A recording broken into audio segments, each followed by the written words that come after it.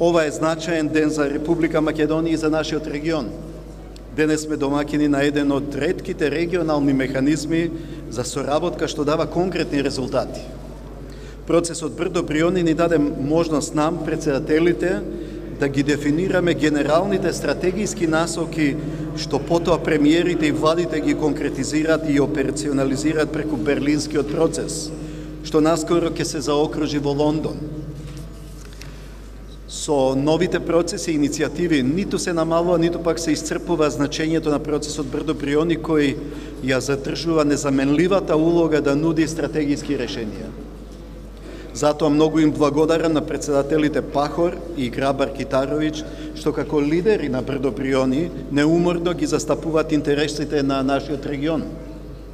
Предстојниот самит меѓу Европската унија и Западниот Балкан во Софија е резултат на нашите барања, на нивните заложби, но и на подготвеноста на премиерот Борисов да го стави регионот на врвот на агендата на бугарското председавање со Унијата.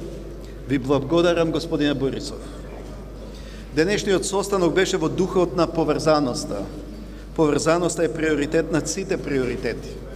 Од поврзаноста зависи дали нашиот регион ќе се брои меѓу развоените европски региони или и затоа имаме барем три нешта кои не поврзуваат. Првото нешто е економската поврзаност. Очекуваме Европската унија да продолжи со поддршка на проектите за транспортна и енергетска поврзаност за земјите учеснички во процесот. Второто нешто е безбедностната поврзаност. Пред точно една недела го отворив првиот состанок на директорите на агенциите за разузнавање од земјите учеснички на Брдо Бриони. На состанок директорите предупредија на три нешта. Прво, дека мигрантската криза не е завршена и се уште представува регионална закана. Второ, постојните билатерални несогласувања потенцијално би можеле да го дестабилизираат регионот.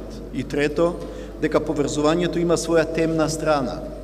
Илегалната миграција, криминалните мрежи, корупцијата, странските борци, повратници и тероризмот се тесно поврзани.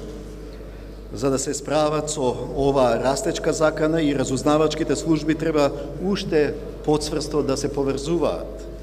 Нашата улога како лидери е да им овозможиме на службите да соработуваат. Со нас е председателот на Европскиот совет, господинот Доналд Туск, кој има огромна заслуга за успешното менаџирање со мигрантската криза. Председателе Туск, вие правилно разбравте дека колку што е цврст Балканот, толку е цврста и Европската унија. И тука доаѓаме до најважното нешто што не поврзува, а тоа е желбата за членство во Европската унија. Очекуваме Европската унија да не ни дава празни ветувања, бидејќи членството во унијата за нас не е празен идеал. Како регион имаме задача да обезбедиме добро владење преку владењето на правото, почитување на фундаменталните човекови права и слободи. Пред неколку месеци во Брисел беше донесена стратегијата на Европската унија за Западен Балкан како отворен прозорец за нашиот регион. Ги поздравуваме објективните критериуми за проширување на Европската унија со Западен Балкан со вреднување на заслугите на секоја земја поединечно. Сепак не можеме да не го забележиме следното. Стратегијата експлицитно истакнува дека нови отворени прашања нема да бидат увезувани во Унијата. Сакам да потсетам дека граничните прашања и идентитетските прашања имаат различна природа, а со тоа и различни последици. А прашањата со различни последици не можат да се третираат на идентичен начин. Република Македонија нема отворени територијални и гранични прашања и затоа со право очекува поголема флексибилност од Унијата. Врвните стратегиски цели на Република Македонија се членството во НАТО и во Европската унија, но долго време политиката на проширувањето потврдуваше во случајот со Република Македонија. Не поради принципите и критериумите на Европската унија, туку поради непочитувањето на тие принципи и критериуми од страна на една земја членка. Како председател на Република Македонија повикувам Унијата да овозможи паралелно движење на преговорите за членство и надминување на билатералната разлика меѓу Македонија и Грција. По самата своја природа проширувањето е политичко, а не само техничко прашање. Конечниот збор го има Европскиот совет, а не е Европската комисија. А политичкото прашање не може да се реши само со технички пристапи, бара храброст, одлучност и креативност од Унијата. Нема подобар пример за тоа од Словенија и Хрватска, кои со помош на Европската Унија успеа да најдат начин за паралелни преговори. Благодарение на таквиот европски пристап, денес Словенија и Хрватска се лидери на процесот Брдо-Бриони. Ке завршам со следното. Ако Европската Унија не ни ја обезбеди иднината, тогаш ние ќе се занимаваме со минатото.